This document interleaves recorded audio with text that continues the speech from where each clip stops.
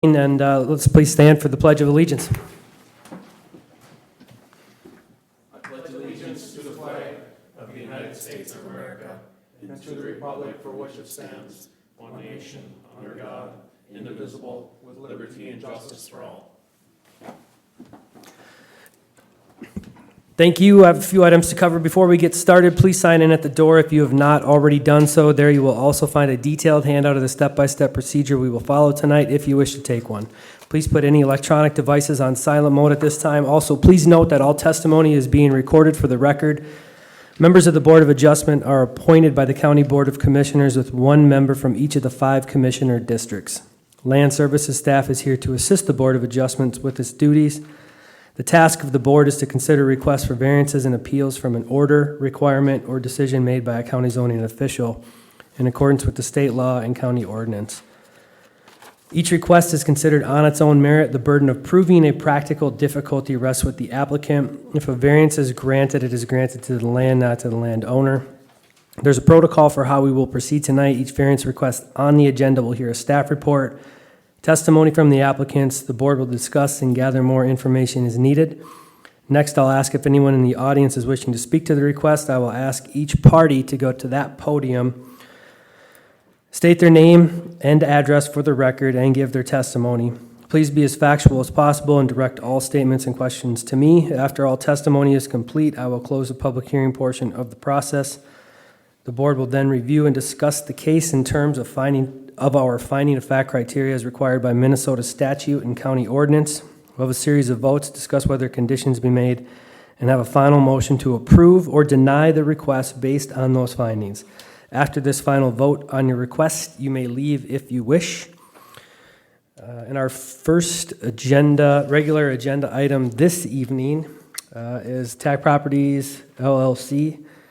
Application for an after-the-fact variance to continue a holding tank with the side property line setback. Please come up, state your name and address for the record.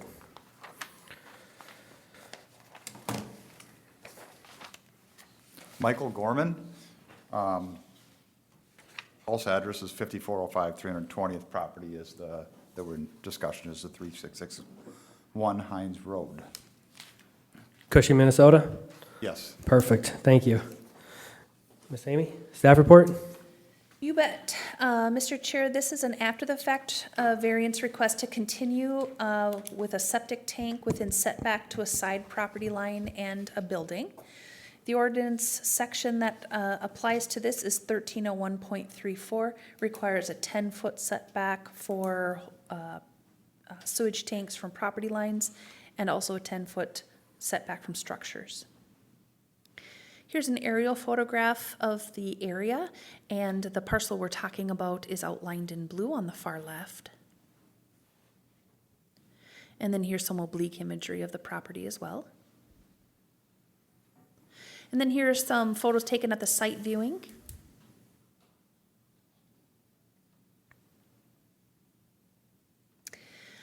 This is a 4,080 square foot lot that was created as part of the Detail Estates Common Interest Community in 2020. This planned unit development has 15 lots and was designed and offered for sale to build individually owned garages for personal storage needs. The implied understanding was that these would be dry buildings for personal storage. The Land Services Department became aware of 3 buildings within this common interest community, including this lot, with plumbing and septic tanks. No permitting was on file, and due to the size of the lots, the septic holding tank does not meet the required 10-foot setback from the building and the side property line. Upon receipt of the notice of violation, the applicant attended a development review team meeting and has chosen to request an after-the-fact variance to have a septic tank 5 feet from the east side property line and 5 feet from the building. So both of those are 5-foot encroachments into the setback. And then here are your criteria questions, Mr. Chair. And then, as you know, this is an after-the-fact, so there are some after-the-fact criteria questions. And if we get to those, I'll lead you through those. Thank you much. Anything to add, sir, or does that sound right? That's pretty correct, yes. Okay, thank you. Just as a note for the record, it was Brent Clint, myself, Sharon, and Commissioner Moran that were on site visiting on Friday the 6th. And then did you get a chance? I was there, Mr. Chairman, yesterday afternoon. Okay. Yep. Perfect. 10th or 9th, excuse me, 9th. Yep, gotcha. The 9th. Okay, I'll open this up to the board members for questions, comments. Mr. Chair. Brent? Question for Amy. So just kind of questioning how, when this was developed, Yeah. you said that they were to be dry lots. Was there some condition or was there covenants put in place, or do we have any record of that? Mr. Chair? Generally in a plat, part of the platting process is that you need to show that you've got two sites on each lot. You've got to show that you have a building envelope and then two sites that can support a type 1 septic system. Since the developer did not intend for that to occur, these were sized the way they were, and the requirement to show those two sites were not required.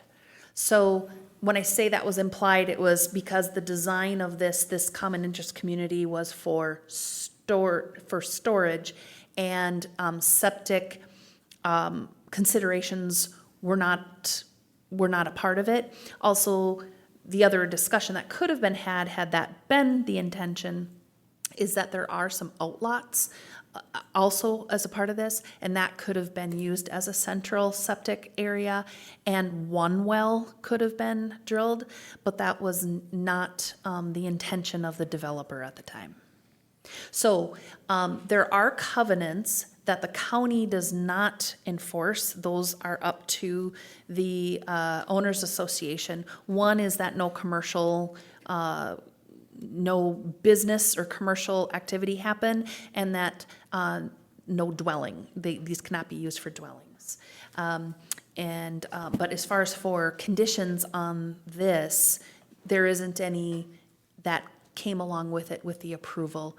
I think because the intention was, I guess, it seemed on most parties understood about what it was for. Yeah, so I understand where we're at now. We're at 3 Yes. that potentially have this, and there's other lots under development, plus I think there's some for sale in there. Correct. That are, we grant one. You've got that same scenario down the road, and then the whole thing is going to be maybe having the same request. And Yeah, and Mr. Chair, that's why I think, this is the first one. We have 3 under enforcement at the moment. This is the first one that's coming for a variance. So I think the discussion actually needs to be a little bit bigger.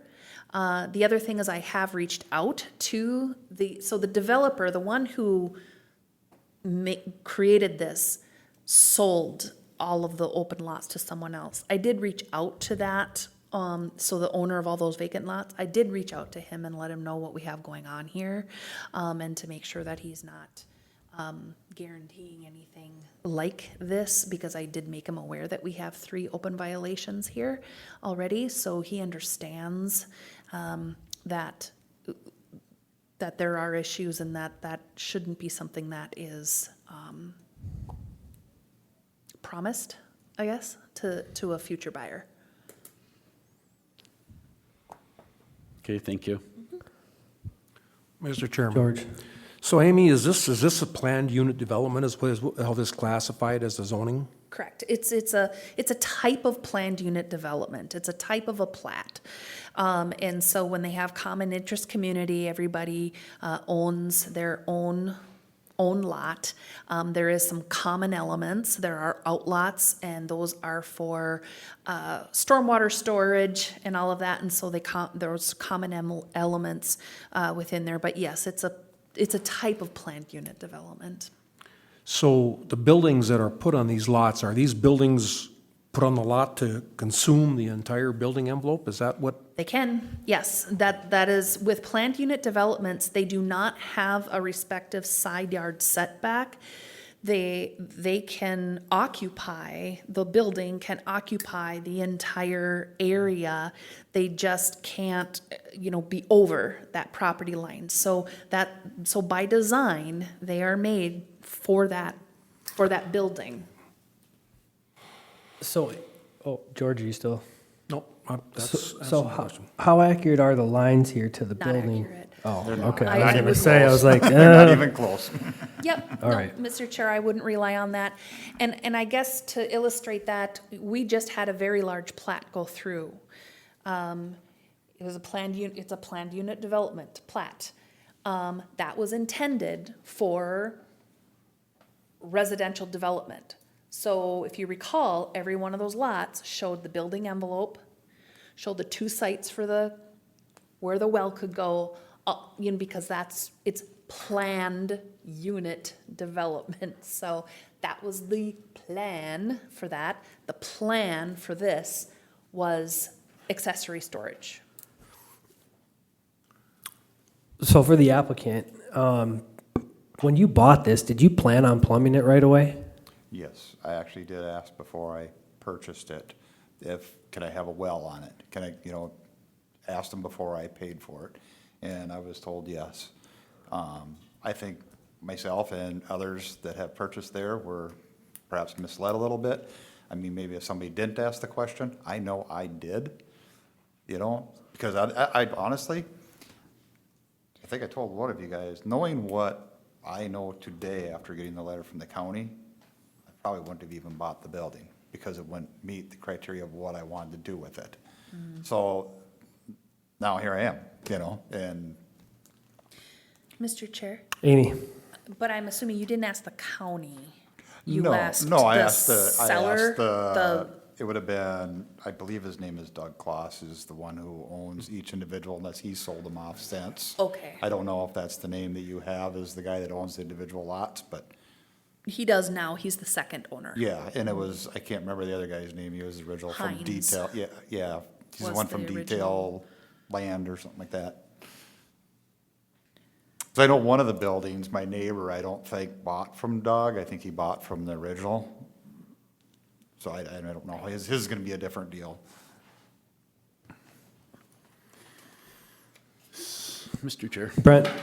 So I guess we're gonna have to have a little more discussion here because should we venture down the road of granting this, likely the same scenario is gonna play out with 2 more in weeks, months to come if they follow same suit. And since there wasn't any covenants and there wasn't a plan for sewers, we're kind of after the fact granting holding tanks, basically. I mean, that's what we'd be doing here. If that were to happen, is that, I guess for the board, is that a problem? Is that a problem? Is that a problem if we have sheds that have a well and because you're gonna have to address the well issue too, right? I mean. You're talking 16 wells and 16 holding tanks compacted into that tiny space there. Right. Yeah. With large buildings. When I did inquire about the well, because I actually, of all things, I was actually gonna do the well myself. I had a lead on a drilling truck to a friend, but I had asked, and actually, they're owners of EH Renner well drilling out of Elk River, and they've been drilling wells for a long time. So that was the first person that I inquired as far as actually getting a well drilled on the property. And I asked them, I don't know what you guys have for rules and regulations to the state or where on this property would I be able to put a well? And they said, put it anywhere you want. So I don't know what their restrictions are, but it doesn't sound like they have that many restrictions. Maybe you guys know more than I do, but. Yeah, Maybe. that they have setbacks from lots of things. And one Well, I of would them- imagine, like maybe a septic tank, obviously, or holding tank, yeah, that makes sense. Yes, so but the more from- that go in there, so being as though yours was probably the first one, There was probably nothing that it needed to be. You have to be 3 feet from the building, but depending on the depth of the well, it will dictate how far from a septic system you need. Okay, yeah, but I understand. And a the well septic side. driller ought to know that. Yeah, I understand would the hope they septic, but I would was know thinking that. of the building itself. But yes, so those setbacks would need to be considered with anything else that comes online there. So, Mr. Chairman. Or George.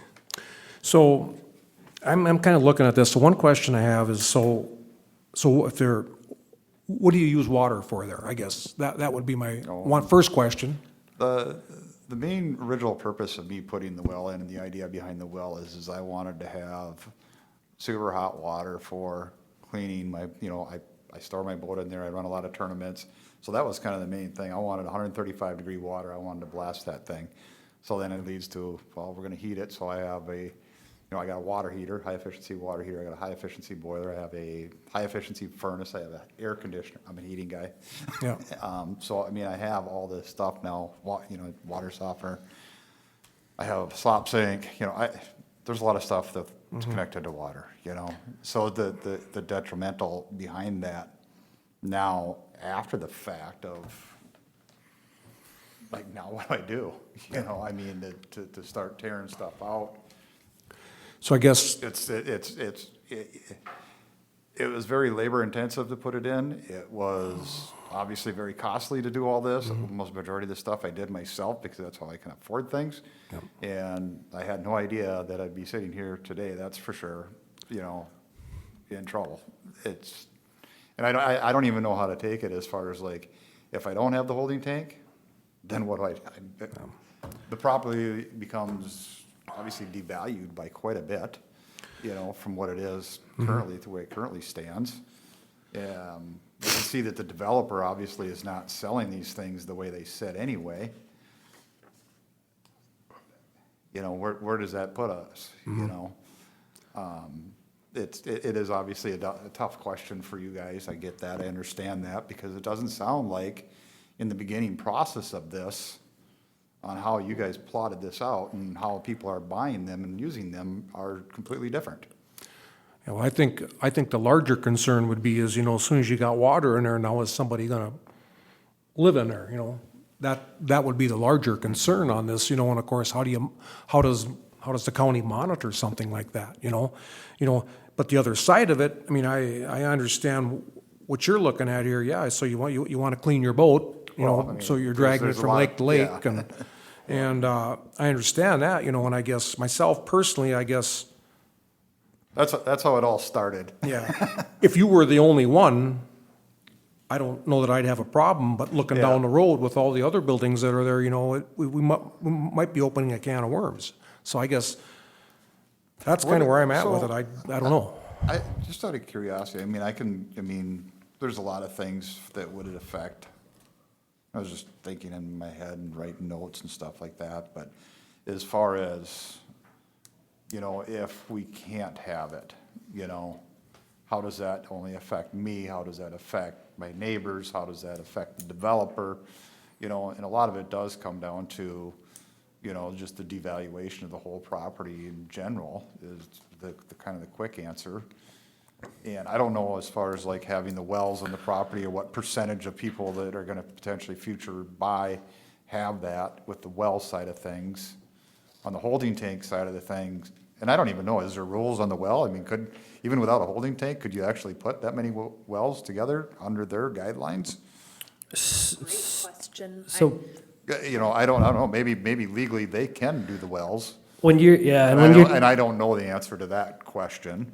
and when you're talking about what's valued and what's not, you bought the property here, this is what it was approved for, you're here for an after the fact, after you did all this stuff. Of course, your property increase is based on, or could increase, I don't know, I'm not a real estate person, could increase or may not, but everything that you add to it based on what wasn't allowed in the first place, if it gets devalued, it may just go back to the value. Those are all questions that none of us can answer or will have the Yeah, I don't- answers to. yeah. And Like I said, they're just random thoughts just, that I have in just my like head you of how it said, affects, we're put in a bad spot here because we're looking at this saying, We're we'll all in a approve it bad after spot. this, and then there's the, you're in a bad spot because Well- you purchased it with the intent of that, and then you look at, obviously there's a bunch of other people that are gonna be in here asking for this Oh, yeah. stuff, and, we're about as consistent, I think we're pretty consistent with these things as we could possibly be. At the end of the day, you said something when we were on the property, and you've been in HVAC for a while, 30 years, you said? Yeah, over 30 years. How many of these properties do you go in and do any HVAC at where you don't have a permit? Ooh, it all depends on where we're going. It does, on whether the county or the township. I'd say most of the stuff that I do that does not have anything is out towards the Alexandria area, but that's just because I have a builder that I work for out there. So depending on what properties he's buying in that area, some of them that are closer to the city, generally, that's a permitted area. Yep. Once you get out into more of like a township area, then there's no permit on those. And the only permits I think that I know of is, for sure, the electrical, because that's through the state, so that's pretty common. Outside of that, as far as like we are concerned on our permits, there's none. I mean, even like my shop's right out of Becker, you know where Monticello is? Yeah. Literally downtown Monticello, if I cross over to the north side of the freeway, no permits at all, not through the county, not through the city, nothing. So, I mean, we work in a lot of areas like that. How many jobs? I do over 100 and some jobs a year. I would say 25% of them are probably no permits, not required. But does that mean that we don't do it to code? No, we still have to try to do it to code. There's a property up by Pequot Lakes, the house was built in 2018, no permits. We actually had to go in there because the original builder who did that property So was what, like half to code and half not, and it really turned into a big mess. and this is the last question I'll So, ask on it's just- the it business side of it, happens. but what generates an inspection if you don't have a permit? There is no inspections.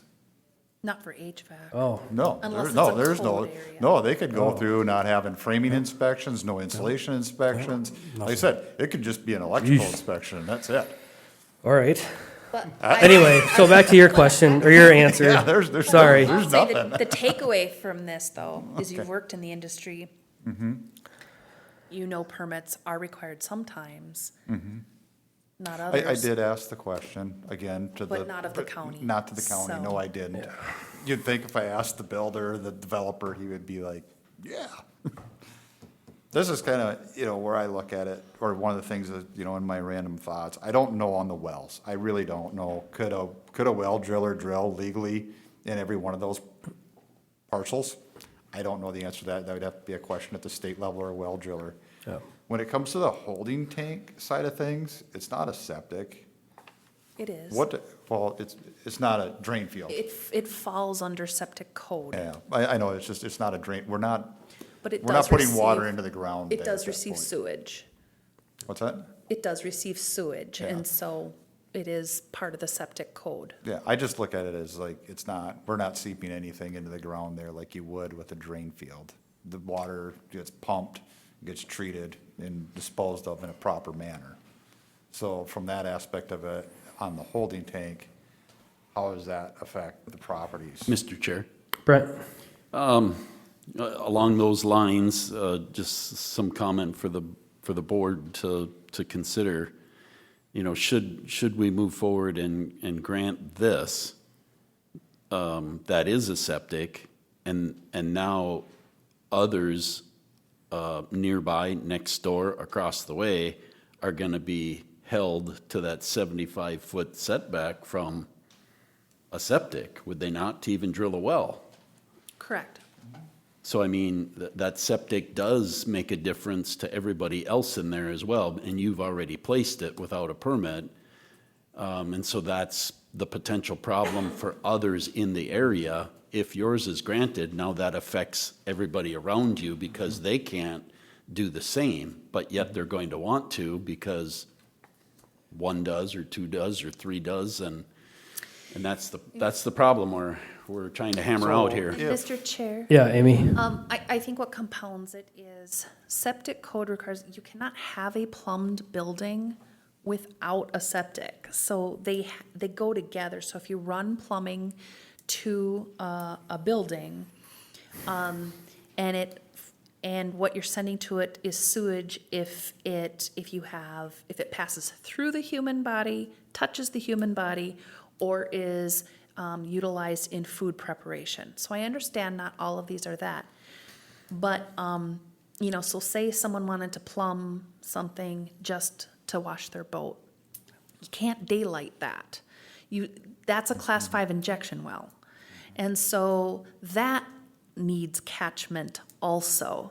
So the minute you plumb a structure, usually there's at the very least a sink, which you wash your hands, then we have sewage. Now the septic code kicks in. And so they really go hand in hand, because septic code won't allow you to have a plumb structure that discharges without it going to something. Yeah, Mr. Chair, Brent? question for Amy again here. So I'm just thinking outside the box here. If I owned one of these, and that's how I have to look at this, I think, when I'm considering this,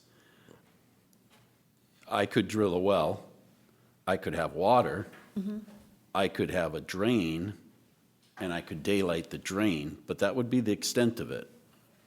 Depends on what is coming out of your drain, if you Just can a floor, daylight that. a floor drain. Depends on what you're doing with it. So if you're washing vehicles, if you've got vehicle wash water or anything like that, that does not apply to septic code, but if your building is plumbed, it does. They kind of go hand in hand. But you may not be able to just straight out daylight it. You may need to provide catchment. It may not fall under septic code, however, because you need to treat that water. So considering this, no covenants in place, really, that's all that these buildings could be used for is, Dry storage. and that's what it says, is dry storage, and that's what is enforced by the seller, right? I don't believe it explicitly says in the covenants used for dry storage. It does prohibit commercial use and residential, like inhabitation. I don't believe the covenants strictly prohibit plumbing or septic. However, the design of these didn't lend themselves to that because there's no room.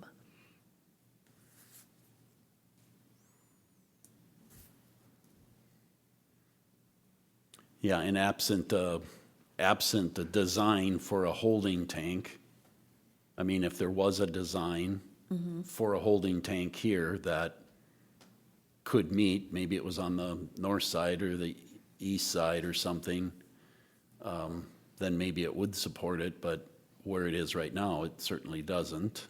Correct. Where the property lines are lined out, where the building's set, it's not gonna, so you'd have to move the building. You know, And likely it won't work for the others as well, No, you that's know? what I mean. all of I mean, you those could do it, I was just thinking, if you push, I don't think there's enough space even if you push the building all the way to the property line. You know, like for future, like ones You'd that have aren't to have built. quite a Yeah. much smaller building. Yeah. Clint? Mr. Chair. Yep. So I kind of appreciate Brent's thoughts on this. I'm going to look at this just from a little bit more different side. So when we look at this, we got our rules and our ordinances that we got to follow. I personally think, if it's within the law or not, a storage tank, it's on your property. It's contained, I understand that. But when I look at just a simple part of this on how if we were gonna pass this, we have to answer these questions, okay? Well, you got more people coming behind Yeah. me. But I mean, we got these 6 questions that we have to answer that are state mandated, okay? And they all have to pass. And one of them is, question 4 is the alleged practical difficulty due to circumstances unique to this property. Your answer is there's only 15 feet of property to use. These are the questions in this, right? Yes, so when I look filled at this out that. a while ago, so I gotta Yeah, get no, back that's to fine. refresh myself. But anyways, when I look at that, that's hard to, it's something that's not permitted. It isn't in the covenances. The lots weren't big enough to support that. I can't use the 15 feet. So my struggle would be just on that question alone, without looking at the rest of them, is what could I come up, or what could you come up with for practical difficulty if we would be in favor of this or not. So I just look at it that way. So I don't know if that kind of helps you guys think a little bit or not. It's just,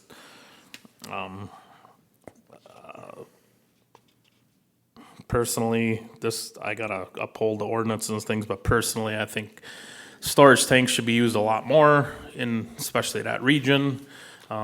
Personally, I don't have a problem with them being underneath the building. I don't think the code allows for that. But them are all personal things, so that don't come in effect here.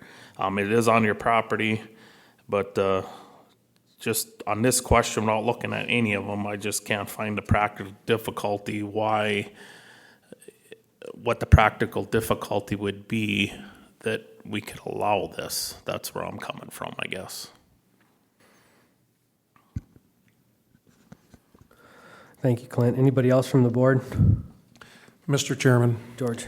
so if the sink went away and it was just wash water from washing a boat or a vehicle, would that make it not a septic? There's two parts of the septic code that apply. One says if you've got a plumbed building, you've got to have catchment. So we don't really get around that with that. And then the other one, of course, says that, sewage must be adequately handled according to Minnesota Rule 7080. So plumbed buildings drive the need for a...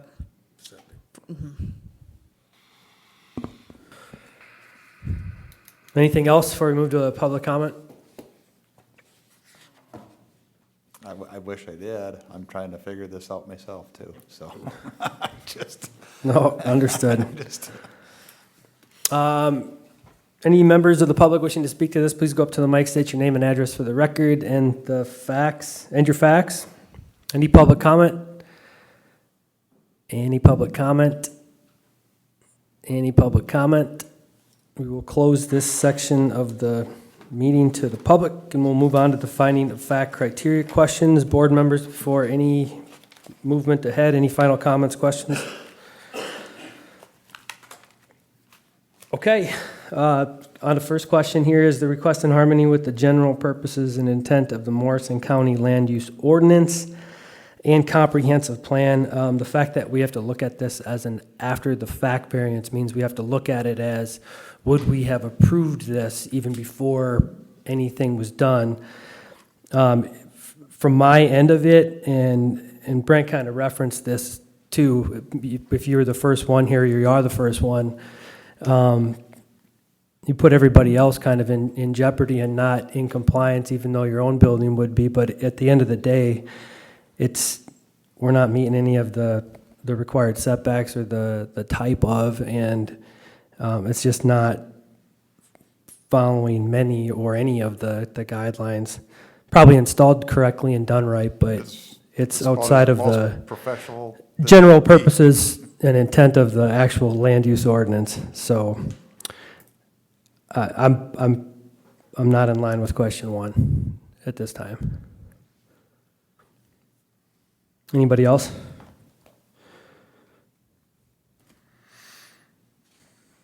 Question two, is the applicant proposing to use the property in a reasonable manner not permitted by the land use ordinance? Brent? Well, I think he's using it for storage for his business, his boat, that sort of thing. That's a reasonable manner, but the application is to consider a holding tank after the fact in the location where it's at, and that's not necessarily reasonable because it doesn't meet setback. It jeopardizes other potential property in the area for their enjoyment and use of their property. And so I struggle with that, whether or not it's reasonable to grant it. Thank you, Brent. Anybody else? Question 3, will the issuance of the variance maintain the essential character of the locality? George? Well, I guess, the essential character, I mean, normally we look at buildings and stuff, and of course, the storage tank is pretty unnoticeable. So that question there, in my opinion, really doesn't pertain to it, but we have to answer it. So I would say, yeah, it does maintain the essential character. Thank you, George. Anybody else? Question 4, is the alleged practical difficulty due to circumstances unique to the property? Clint? I don't think so. It's platted, and it was platted for not to have these uses. You think putting a holding tank in would be very minimal, which, I think it is. And it's on his property, but to go, you have to meet setbacks, and it was platted not to allow them things. A lot of the burden, some of it's on the applicant, but a lot of the burden's on who designed this and sold them properties and things like that. There was probably plenty of room that it could have been platted and put a few less buildings in and have that done. But in this circumstance, I don't see no practical difficulty that's unique to this property. There's I think there was 12 of them, I believe, on that property. They're all the same, as far as lot sizes, their setbacks and all them things. So I just can't come up with anything where there's a practical difficulty to the circumstances unique to this property. Thank you, Clint. Anybody else? Question 5, is the need for the variance created by actions other than the landowner or prior landowners? Well, you kind of hit that in your answer there. The person who was selling this and now owns it is why we're here today. That one's pretty straightforward. Anybody else? Okay. Question 6, does the alleged practical difficulty involve more than just economic considerations? Brent? Well, I think this is tied to question number 4, asking the question about the practical difficulty, and if there isn't a practical difficulty, it's hard to answer question 6 on the alleged practical difficulty involving more than economic considerations. So I don't know that there is a practical difficulty here to consider. Okay. All right, moving on to the vote. Questions were discussed. We're just going to vote on the finding of fact criteria. Please yes or no as we go through. Is the request in harmony with the general purposes and intent of the Morrison County Land Use Ordinance and Comprehensive Plan? John is no. Brent? No. George? No. Clint? No. Is the applicant proposing to use the property in a reasonable manner not permitted by land use ordinance? Brent? No. George? No. Clint? No. John is no. Will the issuance of the variance maintain the essential character of the locality? George? Yes. Clint? I'd say yes. John is yes. Brent? Yes. Question 4, is the alleged practical difficulty due to circumstances unique to the property? Clint? No. John is no. Brent? No. George? No. Is the need for the variance created by actions other than the landowner or prior landowners? John is no. Brent? No. George? No. Clint? No. Question 6, does the alleged practical difficulty involve more than just economic considerations? Brent? No. George? No. Clint? No. John is no. We do not have the questions answered to the affirmative. Is there a motion to deny the variance as requested? Mr. Chairman, I'll make a motion to deny the variance. Motion was made by George. Is there a second? I'll second that, Mr. Seconded Chair. by Clint. To deny the requested variance, all in favor say aye. Brent? Aye. George? Aye. Clint? Aye. John is aye. Your variance request is denied at this time, and any future questions or work with the county, just please work with Amy and the. I would land say I services. do, so, I mean, During business hours, you can give me a no, that's fine. Yep. Thank you. Yes, thank you. Sorry for the news.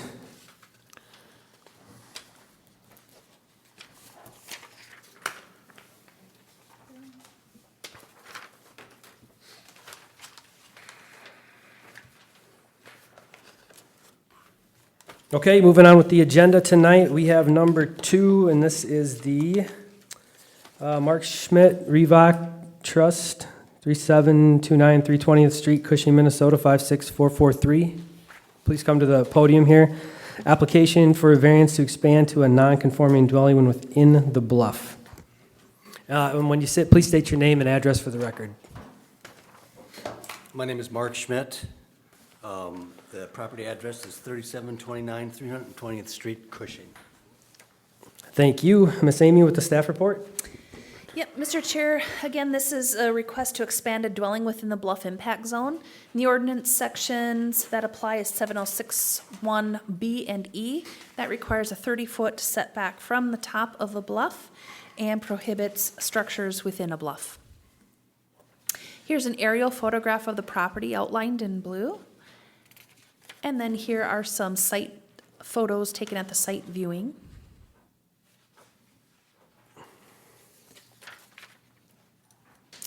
According to the assessor's records, a 1,184 square foot dwelling and a 576 square foot deck built in 1983 are on the property.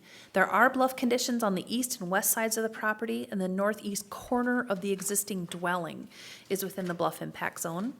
The applicant is proposing to enclose the existing deck with a roof and screened walls. The deck itself is not within the bluff impact zone. And here is the survey indicating that just that northeast corner of the cabin is within the bluff impact zone. And then here are your criteria questions, Mr. Chair. Thank you, Ms. Amy. Did she get everything right? Yeah. Perfect. Open up to the board here for questions, comments. Mr. Chairman, George. so Amy, if I'm reading all the map and stuff right here, so everything else on this house meets all the setbacks, correct? From the lake, it looks like, and from the side property lines, that all looks good? Yes, so when we take a look at this top of bluff here, then we take that 30-foot setback and that radius. So because a corner of this house is within, this makes this a non-conforming structure. So anything that happens with this, this is a non-conformity, and so expansion in any way, shape, or form drives that need for the variance. But the structure itself is, yes, not, it's within the building envelope, and you can see that dotted line here that the surveyor has there. So what is that, corner of the house, maybe what, 3, 4, 5 feet into the bluff impact? I didn't scale it, so I don't Maximum know. 8. Maximum 8? Yeah. Okay. Okay, thank you. Thank you, George. Mr. Chair, Clint? you know what year the cabin was built? 83. 83, okay. So this is just comment and observation. So when I look at this property, it don't meet because of the bluff. Back then, I'm sure they didn't check for the bluff. Well, the ordinance didn't come into play until 91. Yeah. Correct? Probably somewhere in there, but it was before the ordinance, so they didn't even look, otherwise it could have been shifted over a little bit, and maybe it would have fit, it probably wouldn't have made the setback to the bluff, but it at least wouldn't be in the bluff. But when you look at this, it's kind of unique that it meets all the other requirements, and it's quite a ways from the lake, which we appreciate. We don't really like adding two things that are in the bluff. I know it's just a corner, but it's still, you still ain't even meet the setback to the bluff. But when I look at this particular case, we're really not yes, we could say we're adding more use because you'll spend more time on that deck or whatever because have a roof and it would have a screened-in porch. But we're not adding any more impervious surface. We're not adding any more livable space because it's already used. Yes, it'll be a percentage being used a little more because it's screened in with a roof, but it meets so much setback and we're not doing, and there's a nice slope there. We're not doing any excavating. It's away from the bluff. That's kind of just my observations at looking at this. Then we still got to answer these questions and what the practical difficulty and things would be. But so I just wanted everybody to think that, we're not really, no, if we was going to add on a bedroom or a bathroom or something like that, to me, that's a little different. This is kind of unique to this application, I would say. So that's just kind of my observation and what's going through my head at this time. Thank you, Clint. I don't have anything either. So with the board covering down on those questions and comments at this time, I'm going to open this up to the public for comment. Anybody in the audience wishing to speak to this request, please go up to the podium, state your name and address for the record. Any public comment? Any public comment? Any public comment? We will close this section of the meeting to the public and move to the finding of fact criteria questions. And we will start with question 1. Is the request in harmony with the general purposes and intent of the Morrison County Land Use Ordinance and Comprehensive Plan? Brent. I think it is. Here we've got a unique property that was built in 1983. It's away from the lake. I didn't pace it off, but I'm guessing we're at 80 plus feet back from the high water mark. It's between two bluffs. When it was built, the bluff impact zone wasn't really in effect until maybe 10 years or so after, arguably. And now that bluff with the 30-foot setback touches the corner of the house. And so the only thing that he can do is apply for a variance under the county ordinances to do anything with that property, whether it's to screen in a porch or to add steps, or so he's following through with county ordinance. And I think in that regard, it's in harmony with the general purposes and intent. Thank you, Brent. Anybody else? I would just add that if we look through back in our goals and objectives, we worry about runoff and the groundwater and the surface water and all that, and he's far and it meets all setbacks to the lake. There is no erosion when we were out there on the site visit on Friday.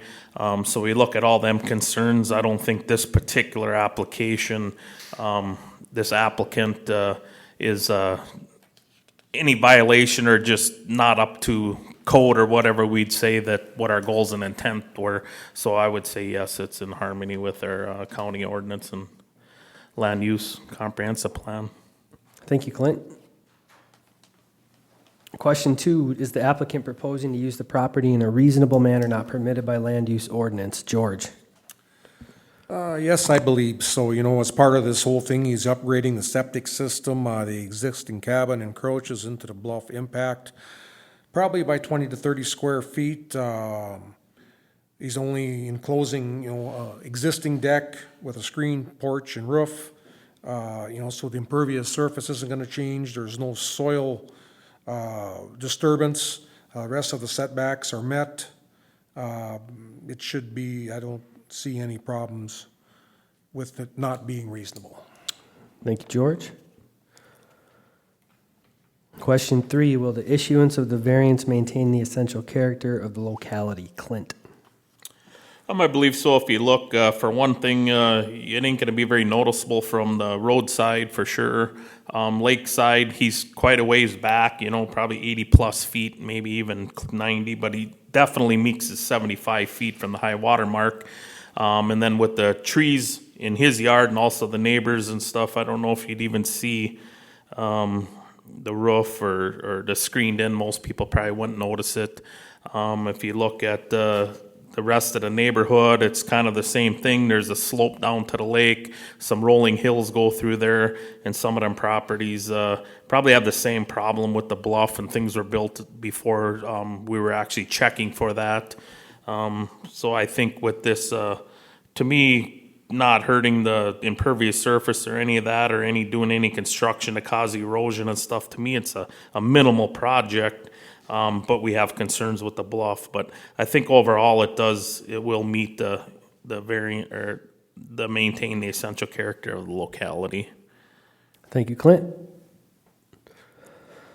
Okay, question 4, is the alleged practical difficulty due to circumstances unique to the property? I think we've hammered this in every question, but just to repeat the second part of the answer, well, the whole answer, that the applicant provided the topography of the bluff creates the issue. The home was built prior to the bluff zone, which is one of the smallest parts of the home that exists in that impact zone, and where you're building out is entirely away from that, or building over, which, as everybody's referenced, doesn't change any impervious surface. So, like the applicant's answer and what everybody else has already referenced.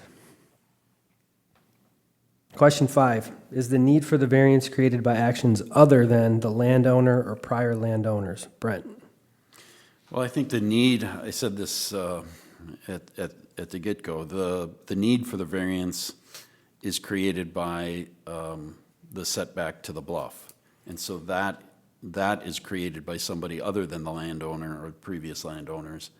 And so the only thing that they can do is apply for a variance for anything they do with this property from this point forward. So the need for the variance is created by something other than them.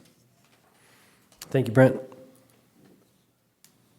Question 6, does the alleged practical difficulty involve more than just economic considerations? George? I don't believe there are any economic considerations that come into play with this application. The cabin was built in '83, 91 ordinances for bluffs came into play, and at the end of the day, we're only in there by 20 to 30 square feet. Thank you, George. Okay, moving on to the vote. Yes or no's for the questions, please. Question 1. Is the request in harmony with the general purposes and intent of the Morrison County Land Use Ordinance and Comprehensive Plan? Brent? Yes. George? Yes. Clint? Yes. John is yes. Question 2, is the applicant proposing to use the property in a reasonable manner not permitted by land use ordinance? George? Yes. Clint? Yes. John is yes. Brent? Yes. Question 3, will the issuance of the variance maintain the essential character of the locality? Clint? Yes. John is yes. Brent? Yes. George? Yes. Question 4, is the alleged practical difficulty due to circumstances unique to the property? John is yes. Brent? Yes. George? Yes. Clint? Yes. Question 5, is the need for the variance created by actions other than the landowner or prior landowners? Brent? Yes. George? Yes. Clint? Yes. John is yes. Question 6, does the alleged practical difficulty involve more than just economic considerations? George? Yes. Clint? Yes. John is yes. Brent? Yes. I got all 6 questions answered to the affirmative. Is there a motion to approve this variance as requested? Mr. Chair, I'd make a motion to approve this. Is there a second? I'll second. Motion was made by Brent and seconded by Clint to approve this variance as requested. All in favor, say aye. Brent? Aye. George? Aye. Clint? Aye. John is aye. Motion carries to approve the variance as requested. Please work with the staff as you move forward with your project. Thank you very much. Thank you. I've got this for you. It was an overpayment of your recording fees. And money. Good for you. Have a good night. Money. Let's not do the count. That don't happen, huh? Thank you. Yeah, have a good day.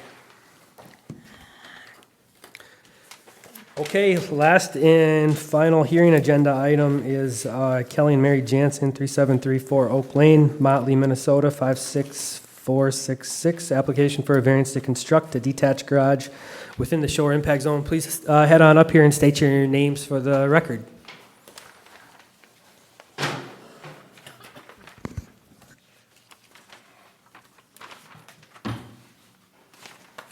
Mary Jansen. Kelly Jansen. Thank you. Miss Amy, staff report? Mr. Chair, this is a request to construct a garage within the shore impact zone. The ordinance sections are 706.1 and 706.1A. That does require a 75-foot setback from general development lakes. And it outlines a 50-foot setback as the shore impact zone and prohibits structures within the shore impact zone. Here's an aerial photograph of the property outlined in blue. And then some oblique imagery of the property as well. And then here are some photographs taken at the site viewing.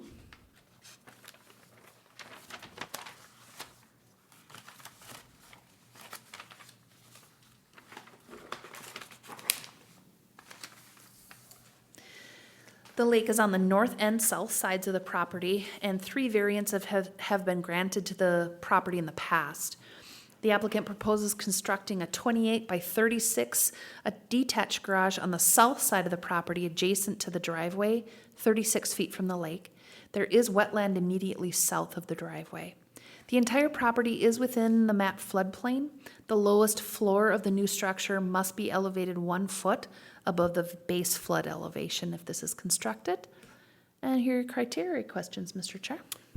Thank you, Miss Amy. Anything to add? Did she get it right? Yep, she got it right. Okay, perfect, thank you. Open this up to the board for questions, comments.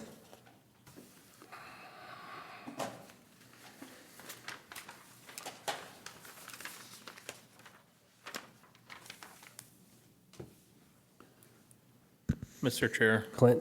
Amy, can you just answer this again? You probably just did, but, so where this proposed is, and also the cabin that's there, they don't meet high water mark, or are they in the shore impact zone?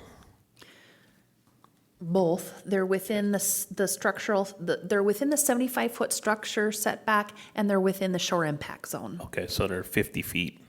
Correct, they're within the 50 feet, yes. And then it's hard to read somebody sometimes, but I believe, because they're on both sides of this lake, when you make that circle, they actually overlap each other.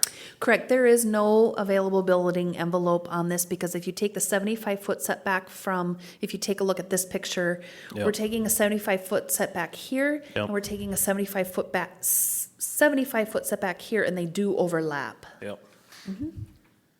So here's kind of what my thoughts are and thinking on this is, this was allowed to be put in there. Maybe it was built before some of these ordinances, I don't know. But there's 3 cabins on this particular peninsula, or whatever you'd call it. There's probably no building envelope for any of them. But when I look at it, when you look at the property, yes, there's plenty of room to build a garage. And when you first glance at it, behind the cabin, let's say, I don't know what direction that'd be, east? North. yeah. Okay, so the north side, you look at it and you go, well, geez, that's nice because the water's gonna go away from the lake, right? And you go turn around and look and go, well, there's lake on the other side too, So my biggest concern with this one, just looking at the whole thing, is when I was looking at it, the site visit, is there any way we could slow that water down to get to that south side? And with it being by that road, it's gonna, the water is basically just gonna run across the driveway and go into that. So the only place you could really slow that water down is basically right at the water's edge. And I have no idea how you would do that. That's my biggest concern with this ask, is just to get that water before it just runs in, and that's my biggest concern, so. On the one side, Rick Schliemann has like the rain garden drawn in on the right side, not on the cabin side, but for that side, for the rainwater anyway, but So where would that go? kind of to the right and a little bit closer to Shamana, so that would be. So like across the road or on your property? On my property, on the grass side. It's on, It's right here. You want to get up and just show them, point to it? It's on the map. yeah, so.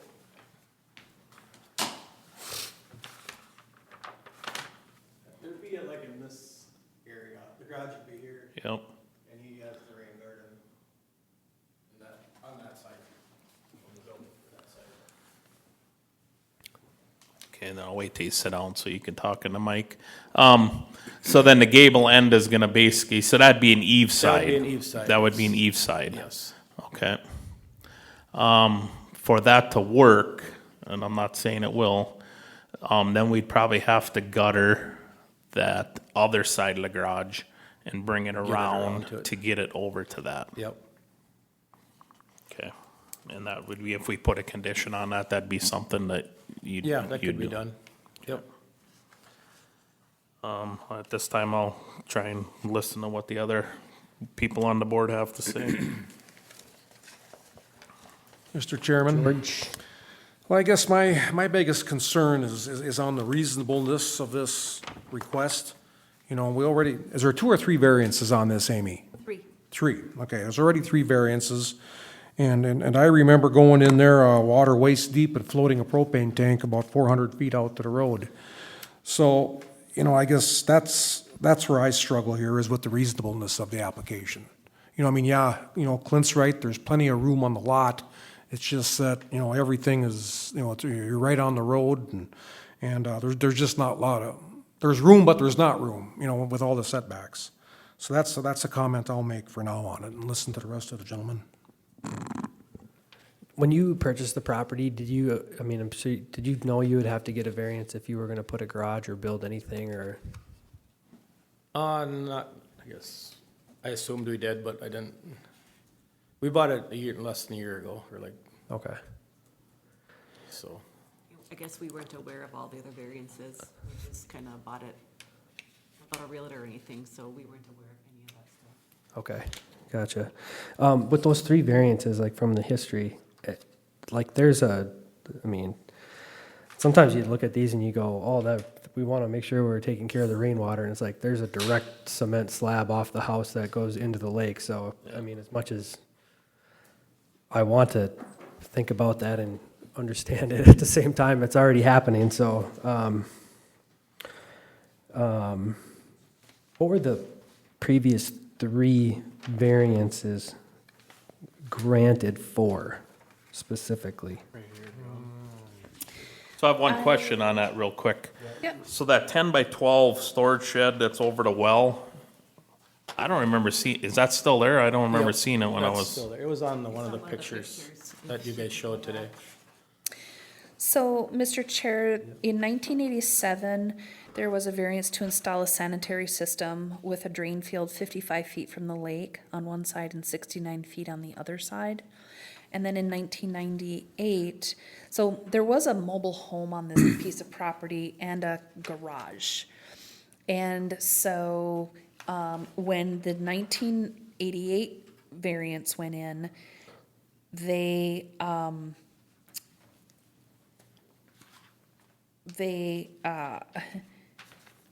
were proposing to put a deck on the second level of the garage. And that variance was conditioned that if it ever turned into living quarters, that deck had to come off, and the mobile home had to go away. So over time, what was the garage is now the cabin, which is what you see there. It was the deck on that, and then the storage shed over the well. So those are the 3 variances that were granted. Because I'm assuming the garage has been there, yeah, it was built in 1987 as a tuck-under garage. And then it was converted, excuse me, to a dwelling between 2000 and 2005. So that storage, Mr. Chair? Yeah, So that shed that's just to the right of the house, bottom, close to the lake, is that the shed we're talking about? No, it's over it's here all by the the way trees. across. Okay. Nope, It's way over yeah. here. Okay, that's why I didn't, because I thought you said that other one was on the Yeah, neighbor's it's all the way property. That's why I across. questioned it. Yep, by Okay. the Yep, I neighbor's remember them sheds over there. Now property, it's just way across. Yep. Okay.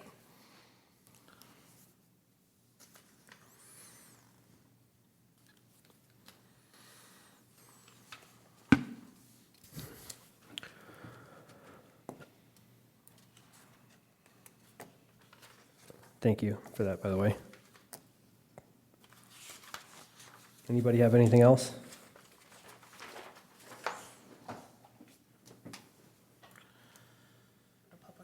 Yep, that's where we will go next. Public comment. Anybody wishing to speak to this request, please go up to the podium, state your name, address, and facts for the record. Any public comment? Any public comment? Any public comment? Hearing none, we will close this portion of the meeting to the public and move on to the finding of fact criteria questions. Any final comments, questions from the board members before we go? Okay. Question 1, is the request in harmony with the general purposes and intent of the Morrison County Land Use Ordinance and Comprehensive Plan? George? So the request, we already have multiple variances, and it's in a floodplain. We're encroaching, the house is encroaching on the lake, everything's encroaching on the lake. Setbacks makes this request not in harmony with the intent and general purposes of the ordinance and comp plan. Thank you, George. Anybody else?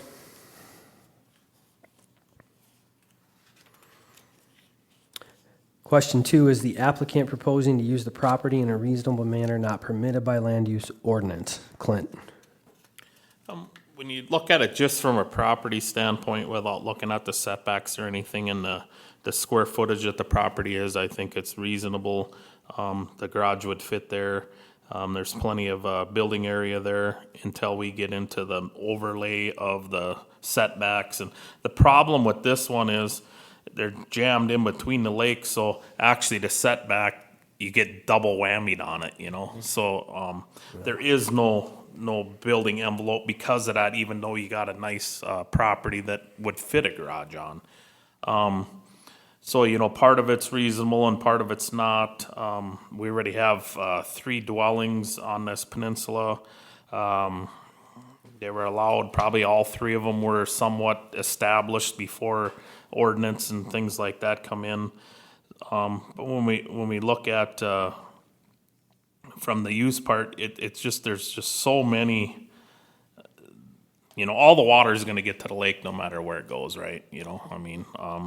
So I don't know. It's, to me, when we look at the reasonableness for not permitting by land ordinance, I'd say with the double overlap of our shore impact zone, it just almost makes it impossible for me to say yes to that, so I'd have to say no.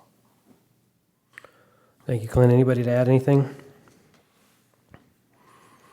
Question 3, will the issuance of the variance maintain the essential character of the locality? And that one goes to me as you look at, and Clint kind of hit this, as you look at the property itself being right next to the lake there, and where the cabin is, where the cabin on the left is, and where the structure is on the right, I don't think it changes the actual character of the locality. So I would say yes to that, to question number 3.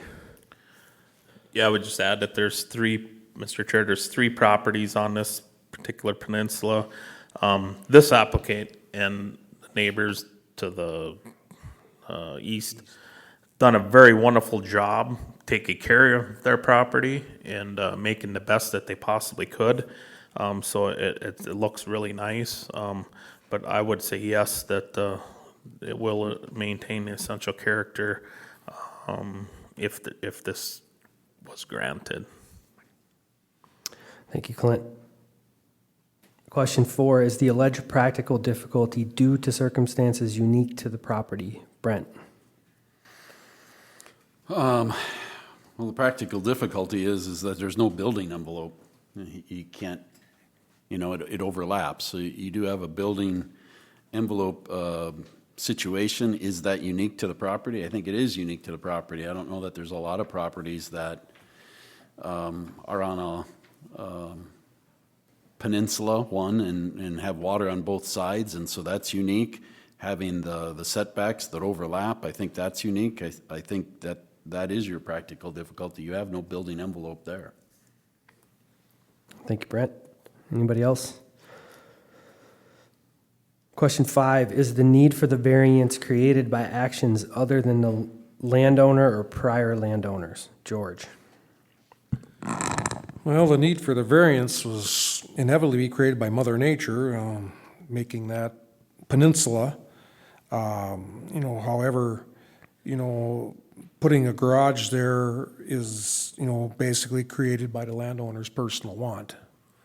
The lot just won't, with all the setback, just won't support another structure. Thank you, George. Anybody else? Question 6, does the alleged practical difficulty involve more than just economic considerations? Clint? Oh, I believe so. Like Brent stated, what's unique to that property is they don't have a building envelope. The peninsula that was allowed to be developed, they're just they're not doing anything any cheaper, any more expensive. They just want to build a garage. They're not trying to do it the cheapest way. They're trying to do it the right way if there is a right way, try and get it possibly done. So I would say yes to question 6. Okay. Okay, moving on to the vote. Please, yes or no to the questions as they're asked. Question 1, is the request in harmony with the general purposes and intent of the Morrison County Land Use Ordinance and Comprehensive Plan? George? No. Clint? No. John is no. Brent? No. Question 2, is the applicant proposing to use the property in a reasonable manner not permitted by the land use ordinance? Clint? I'd say no. John is no. Brent? No. George? No. Question 3, will the issuance of the variance maintain the essential character of the locality? John is yes. Brent? Yes. George? Yes. Clint? Yes. Is the alleged practical difficulty due to circumstances unique to the property? Brent? Yes. George? Yes. Clint? I would say yes. John is yes. Question 5, is the need for the variance created by actions other than the landowner or prior landowners? George? No.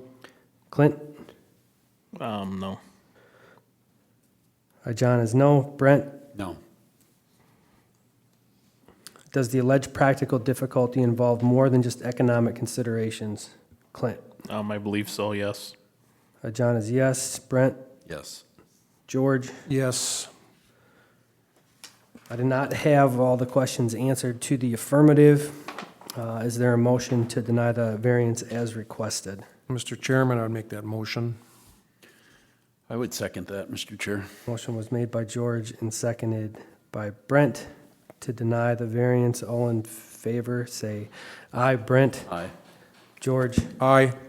Clint? Aye. Aye, John is aye. The variance is not, is denied at this time, but the staff will work with you on additional options as you see fit. Thank you for your time. Sorry for the news.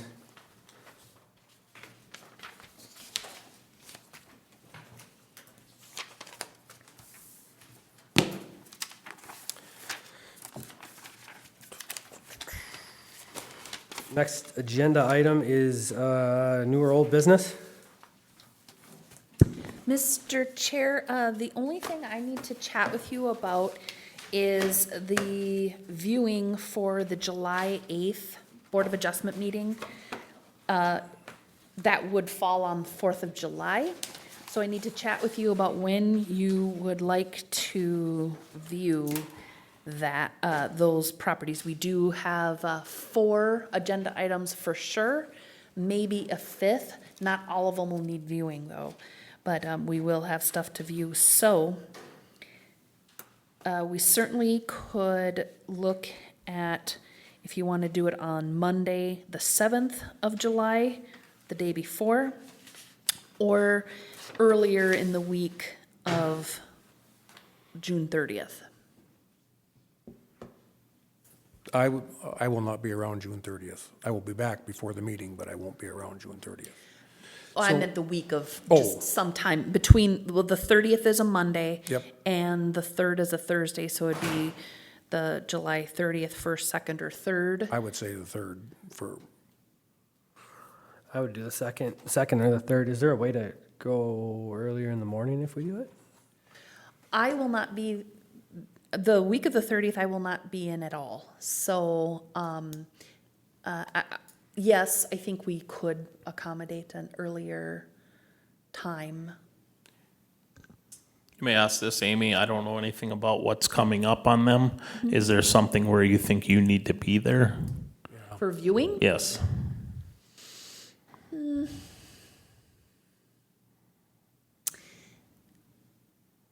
I'm trying to remember. Because some of them, it's, I think, Yeah. important for you to be at some of them, but Yeah, I mean, if I'm there, it would have to be on the 7th or the morning of the 8th. that's why I'm asking if there's, I'm That's fine with me. yeah, I'm fine. So, I mean, like I said, if you want me there, it would need to be the 7th. Anything matter for you, 8th is Brent? Board meetings. Monday wouldn't work for me. I'll be tied up from 6 to 6, so. 6 to 6, okay. And Tuesday, would you be, are you off? Tuesday, I'll be, no, wait a minute. On the 8th of July, that would be the 8th No, of I take July. that, I take that back. I am off on that Monday too, so On the that should, 7th? that would work for me. Okay, would that work for you? Make it work. Would that work for you, John? It will not. I have a board meeting that day. Okay. And I'm not sure about Marvin. I think it would, either that or, yeah, you probably should view though. Yeah. Those, just so you know, the ones that I think you'll need to view them. Otherwise, we could try for an afternoon the week prior, but I just won't be there. Sharon would accompany you.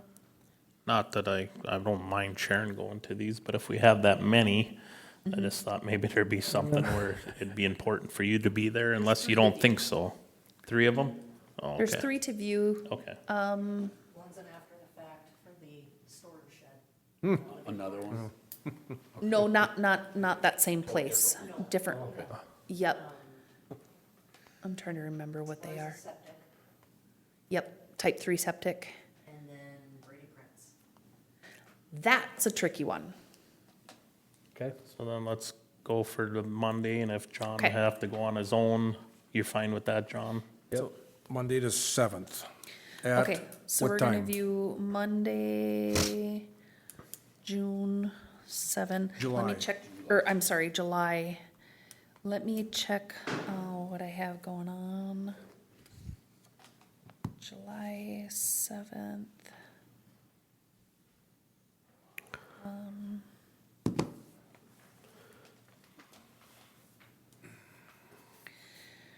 We have dirt that morning, right? I'm looking at it, yeah. Then if you know, why are you asking? Yeah. Testing you. This is a test. Do you want it in the morning, or can we do the afternoon? Doesn't matter. Morning would be, Because I've got other stuff in the morning. Oh, you do? That yeah. Afternoon's fine. Late morning, like 11:30? No, 'cause if you don't get done, Yeah, I mean, I have development review team from 9 to noon. yeah, so just keep it at 1. So should we just do 1? 1 p.m. Is that okay with you? Okay, 1 PM, Monday, July 7th. Okay. Figured, yeah. Yep. Otherwise, did you have, if it were earlier, could you make that? Yes? I would try to. Okay. If I can, I'll figure out how to do it the week before and get to them. What time, if we did it on the 7th, what time would work? How close Because, are these properties together? There, so that cabin for Reese is in Scandia, Brady Prince is in Scandia, and that septic, I don't remember. It's out by Piers somewhere. It's out in Hillman. Yeah, that's Piers. Yeah, it's Schmidtbauer, it's out in Hillman. So if we do them 2, and then if you couldn't make Yep. that one. Yep, yeah, the septic. Yeah, I would say if we did the 2 in Right. Scandia. Yep, Yep. Okay, So what time, yeah, keep it at 1. are you sure? Yep. That'd work? Yep. Okay. Okay. All right, 1 o'clock, July 7th. I think that was the only thing I had that I needed to chat with you guys about. So. Okay, I think the only thing that I would look at for, and I don't ever have, I mean, we see Ed's been showing up to these. And then I saw Mike and Randy earlier today, and Bobby was here for that one, but, I would be curious just to see if there's been any feedback on some of the stuff that we've been doing, how we've been doing I have it. not received any feedback from, I have not had any commissioners come chat with me about any concern, questions, anything. So that it isn't anything. good? Does that mean we're doing a good job? I think so. Usually if something's going really haywire, I'll hear. Okay. But no, and I think they, especially for Board of Adjustment stuff, they know they don't have a role in it. And sometimes that's A-okay. It's one thing that they don't have to worry Yeah. about. Oh, okay. So, Well, yeah, but no, and if there ever was, then I would be bringing that to you. I just know personal from talk when my commissioner, thinks we're doing a good job, what I hear, he likes that we're consistent. That's the biggest thing, so I can only speak what me and Mike talk about, so. Yep. okay. I think, Clint, did you want to mention, because I know Clint was at a meeting at the water plan meeting last week, representing the PCBOA, and I didn't approve that. and he was actually at the feedlot rules meeting as well. But I know you did mention that you were hoping that some of us could make it to a cattleman's event. Do you maybe want to share the details of Sure. that? Just real first, the MPCA meeting was very informative, waste of our time because they're going to do whatever they want. So, second of all, Soil and Water, I think they do a wonderful job. We're in good hands. We have a big team of people that I think are very knowledgeable and have the same end goal. That was a nice meeting to attend just to see what they're doing. That was great. And in that, there was a topic come up. I know George knows all about it because he's actually a tour guide for this thing. But July 15th, our local cattlemen's group, it's been 12 years since we've done it. Every single year, the Minnesota State Cattlemen's group, they put on a farm tour in a different region, okay? And our local group, like I said, it's been 12 years, so we're kind of in charge of that. We're going to see 6 different stops that day. 5 of them are farms, one's a non-farm stop, and that is Barrett Pet Food. They are roughly 50 minutes to an hour long at each stop. You'll get on a bus at the Morrison County Fairgrounds like 7:30-ish in the morning. You'll go to like 3 stops. They'll bus you back to the fairgrounds. You have lunch. After probably an hour lunch, you get on a bus, and then you'll see the other 3 stops to equal 6.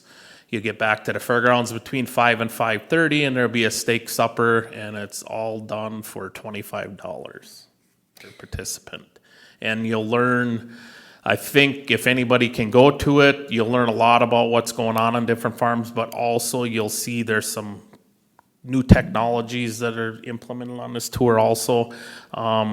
One of them, Kaiser's, that we approved a conditional use permit for, they got a pit barn, so you could actually look at one of them new pit barns. You could probably get some ideas. One of them is in Crow Wing County, just over the line. So I think if you had any questions, they could answer questions, differences in what we're doing compared to Crow Wing County. And how do we sign up? So probably the best way is, if you want to go to it, is you can go on mnsca.org. Okay. And that'll give you all the information. That'll get you signed up. You can sign up the day of also. Okay. But you can go on the website and you can at least look at some more of the details. If we have a quorum, Yep. then I need to advertise that meeting. So I would need to know, I mean, if the 2 of you are already going, And it'd I'm just be sure one Marvin more will, and we're gonna have a so- quorum. So, I think Sharon, do you wanna make a note to maybe just advertise it? That is July. July 15th, it's a Tuesday. It's a Tuesday? So I would say post it, Amy, just because I me think- and George are yes. involved. What Put 7:30 to 5:30. If it goes over, it don't matter, right? I mean, a little bit, that's closer. Put And then- 7:30 to 6:30 or whatever. And then, and then it, begins and ends at the fairgrounds? Yes. Okay, so we'll put up. Yep. So you won't have to list each stop, but basically the Yes. headquarters would be fairgrounds for, Yep, yes. yep. So, we'll put something together, and advertise it, so that way then if we have a quorum. because I'm sure it will be, because if me and George are involved, and I'm almost positive Marvin would go to it, Yep. so. Yeah, I'll probably have our feedlot officer, go and, Yeah. so, okay. I think that's it. That's all I've got. Oh, yeah. minutes. Yep, minutes approval. Mr. Chair, I make a motion to approve the minutes, Second that motion. Motion 27th. made by Clinton, seconded by George. All in favor, say aye. Aye. All right, Aye. Aye. Minutes approved, and then the last thing on our agenda item is to call this. I'd make a motion to adjourn. second. All in favor? Aye. Aye. Motion approved, meeting adjourned at 7:47 PM.